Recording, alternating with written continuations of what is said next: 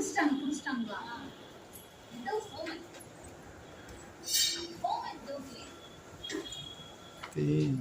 அம்மா எனக்கு பயமா இருக்கு.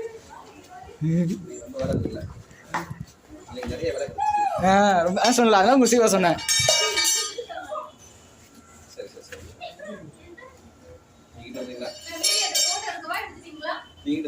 ஏய் நீங்க வந்துடுறே.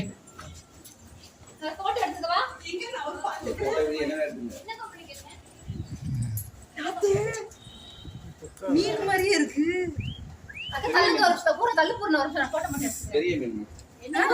பெரிய மீன் பெரிய மீன். புடிச்சிட்டாங்களே அவங்க.